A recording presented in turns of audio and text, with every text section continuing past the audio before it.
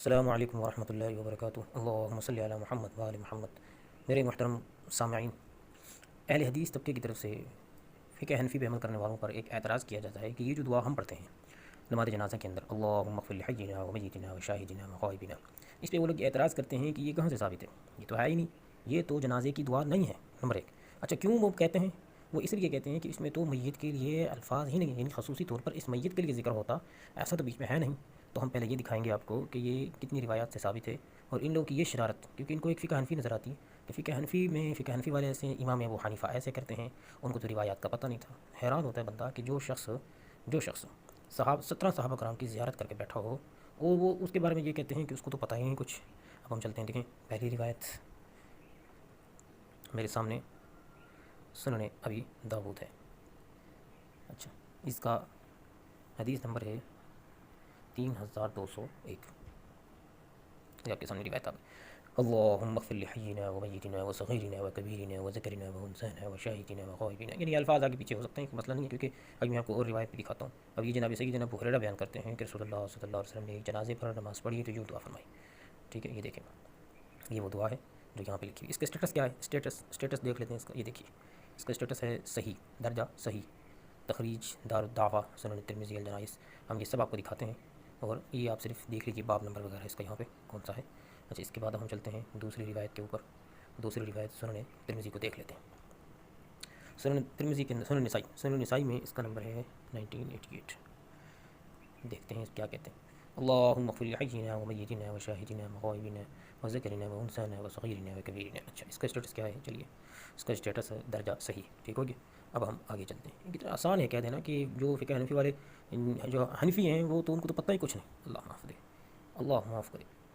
اب آگے ہے سنن ابن ماجہ۔ یہ دیکھیے، سنن ابن ماجہ میں حدیث نمبر ہے 1498۔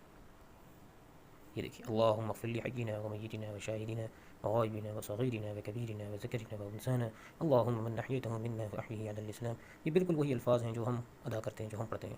یہ ترجمہ بھی آپ یہاں ملاحظہ فرما لیجیے، میں روک رہا ہوں تاکہ آپ پڑھ سکیں، آسانی سے اس کو ریڈ کر سکیں۔ اس کا اسٹیٹس دیکھ لیتے ہیں۔ اسٹیٹس یہ دیکھیے، درجہ صحیح، اوکے، یہ بھی صحیح کے درجے پر فائز ہے۔ اب ہم چلتے ہیں آگے۔ یہ کہتے ہیں نا صحیح حدیث صحیح، حالانکہ حدیث ضعیف بھی ہو تو اعمال میں اس پر عمل کیا جا سکتا ہے، مگر ان کو چونکہ ایک دماغ میں خلش ہے، اس چیز کو حل کرتے ہیں۔ لیکن مسند احمد، اب مسند احمد میں یہ روایت کئی مقامات پر ہے، میں نے دیکھے 5 مقامات پہ، وہ میں آپ کو دکھاتا ہوں۔ پہلے میں ایک دکھا دوں آپ کو، پھر اس کے بعد میں سرسری آپ کو سارے اکٹھے دکھا دوں گا۔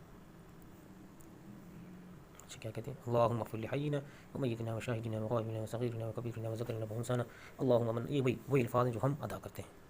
اچھا جی، یہ اس کا اسٹیٹس کیا ہے؟ اسٹیٹس اس کا ہے درجہ صحیح۔ چلو جی، یہ روایت بھی درجہ صحیح میں۔ اچھا، اب ان کا یہ ایک اعتراض ہے، وہ اعتراض ان کا یہ ہے کہ یہ جو دعا ہے اس کے اندر تو میت کے لیے الفاظ ہیں ہی نہیں۔ تو ہم یہ دیکھتے ہیں کہ جتنی بھی جو دعائیں ہم پڑھتے ہیں اس میں الفاظ کیسے ہوتے ہیں۔ دیکھیں، مثال کے طور پر ہم پڑھتے ہیں ربنا هب لنا من ازواجنا وذرياتنا قرۃ اعین واجعلنا للمتقین اماما۔ اب دیکھیں، اس میں قوامت الفاظ ہیں، یعنی جو مانگ رہا ہے وہ تو شامل ہے ہی بیچ میں، تو جو مطلب ہے سب اس میں شامل ہو جائیں گے، جامع دعاؤں میں سے ہوتی ہے۔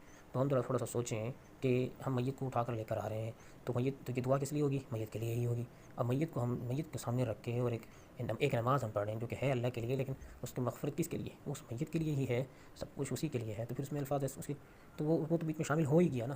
تو ہم یہ چاہتے ہیں کہ صغیرنا، ہمارے چھوٹے بھی، ہمارے بڑے بھی، ہمارے زندے بھی، ہمارے سب مردے شامل ہو جائیں اس ایک کی برکت سے۔ ٹھیک ہے، تو ہے تو اسی کے لیے، جب کھڑے اسی کے سامنے ہیں تو پھر ہے تو اسی کے لیے نا، مقصد تو وہی ہے۔ اچھا دیکھیں، ہم کھانے کے بعد دعا پڑھتے ہیں الحمدللہ الذی اطعمنا وسقانا وجعلنا من المسلمین۔ اب یہ سارے جمع کے الفاظ ہیں، تمام تعریفیں اس ذات کے لیے، اس نے ہم کو کھلایا، ہم کو پلایا، اور ہمیں مسلمانوں میں داخل کیا۔ اب انسان سوچے کہ کھانا تو یہ شخص کھا رہا ہے، دعا یہ شخص پڑھ رہا ہے، الفاظ جامع کیوں ہیں؟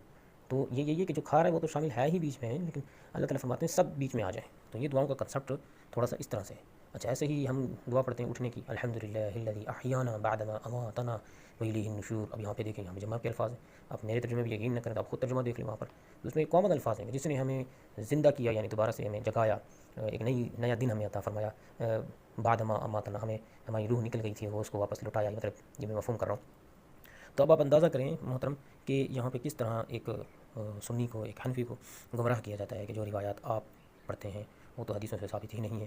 ایسے ہی تقریباً دعاؤں کو دیکھ لیں تو آپ کو عمومی طور پر یہی کنسپٹ نظر آئے گا کہ اس میں جو مانگنے والا ہے وہ تو ہے ہی شامل، تو اس میں ایسے جامع الفاظ ہوتے ہیں کہ تاکہ سب اس کے اندر آ جائیں۔ اچھا یہ دیکھیں، میں نے کہا تھا نا کہ میں آپ کو مسند احمد میں 4 مقامات اور ہیں، میں آپ کو دکھاتا ہوں۔ ایک تو میں نے آپ کو دکھا دیا پراپر اندر چل کے، باقی میں آپ کو صرف الفاظ پڑھوا دیتا ہوں۔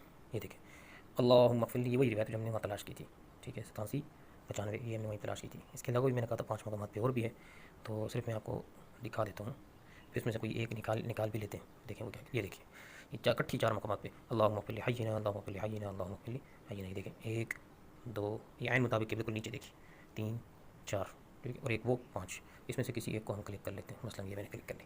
پھر صلاۃ علی المیت، اللہم، اچھا دیکھیں اس کو مزید درجہ اس کا صحیح ہے سر۔ ابو ابراہیم اپنے والد سے نقل کرتے ہیں کہ نبی کریم صلی اللہ علیہ وسلم جب نماز جنازہ پڑھتے تو یہ دعا پڑھتے۔